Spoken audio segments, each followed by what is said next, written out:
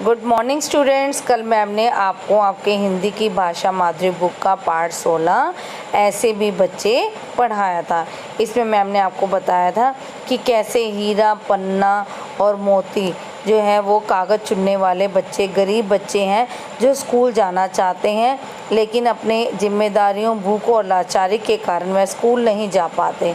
और दूसरी तरफ निशांत, तुषार और अर्चना वो इन बच्चों को देखते हैं और वो सोचते हैं कि काश ये भी हमारी तरह स्कूल जा सकें।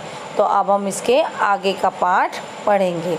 इसमें सबसे पहले निशांत आपस में बातें करते हुए कहता है कि अच्छा चलो अब हम इन बच्चों से पूछकर देखते हैं। तो तुषार क्या करता है, वह आवाज़ लगाता है उन बच्चों को और कहता है सुनो बच्चों। तो वो तीनों बच्चे हीरा, मोती और पन्ना उनके आसपास इकट्ठे हो जाते हैं। तो अर्चना उन सबसे पहले उन बच्चों से कहती है, क्या पूछती है, क्या तुम स्कूल जाओगे? तो वो सब बच्चे एक ही स्वर में बोलते हैं, अर्थात वो एक ही आवाज़ में बोलते हैं, हाँ, नहीं। तो हीरा अर्चना से, पर स्कूल जाएंगे तो कमाएंगे कैसे? अगर कमाएंगे नहीं तो खाएंगे क्या? नहीं, हम स्कूल नहीं जा सकते। अर्थात वो स्कूल तो जाना चाहते हैं लेकिन वह नहीं जा सकते। इसका कारण है कि अगर वह स्कूल जाएंगे तो उनके घर का चूल्हा कैसे जलेगा और वो घर में क्या लेकर जाएंगे। तो पन्ना अर्चना से कहती है कि यदि कमाई और पढ़ाई दोनों एक साथ हो तो हम स्कूल जा सकते हैं। तो अर्चना संकेत से, इशारे से कहती है कि मेरा घर वहाँ कोने में है, काम के बाद तुम तीनों मेरे घर आना। तो उसकी बात सुनकर शाम को वे तीनों अर्चना के घर के आंगन में इकट्ठे होते हैं और अर्चना का कॉलेज में पढ़ने वाला बड़ा भाई मनोज भी वहीं पर होता है। उसका भाई मनोज भी अर्चना के साथ था और वह मनोज उन बच्चों से कहता है कि जो पढ़ना चाहता है, तुम तीनों में से जो भी पढ़ना चाहता है वह कल 4 बजे बस स्टैंड के पास वाले कॉलेज के बाहर आ जाना, मैं तुम्हें वहीं मिलूँगा। कुछ समय बीता, वे बच्चे पढ़ना लिखना सीख गए।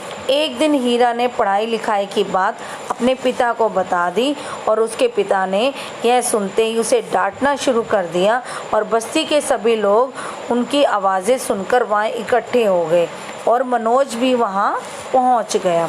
तो हीरा समझाने के स्वर में अपने पिताजी को समझाते हुए कहता है कि जब से मैंने गिनना सीखा है बापू, तब से दुकानदार मुझे धोखा नहीं दे पाता।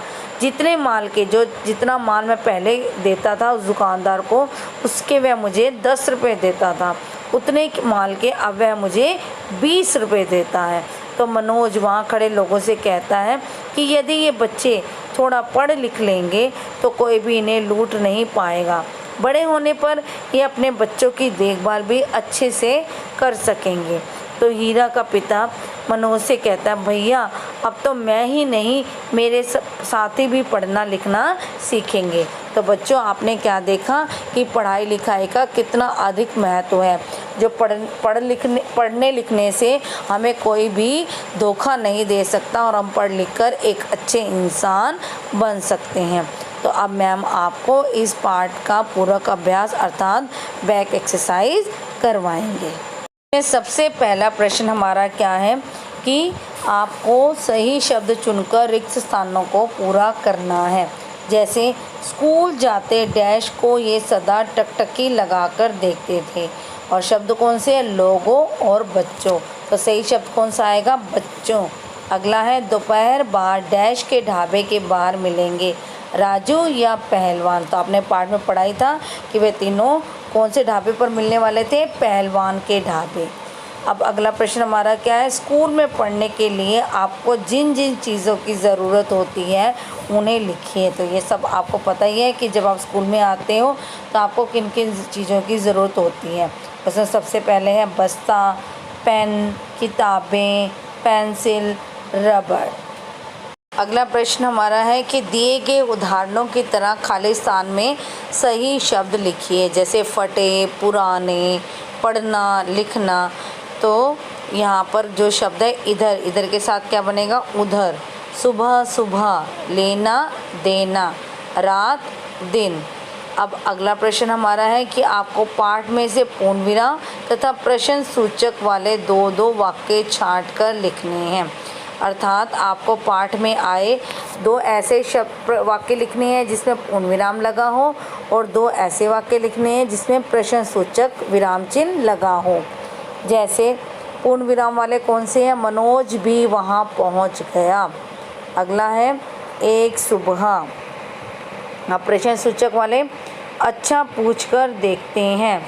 अगला है क्या तुम स्कूल जाओगे? अब आपको इस पाठ को अच्छे से पढ़ना भी है और इसकी बैक एक्सरसाइज अर्थात पूरक अभ्यास को लिखना भी है। तो आज हम इतना ही करेंगे, तो आप सब भी इस अभ्यास को अच्छे से करना। धन्यवाद।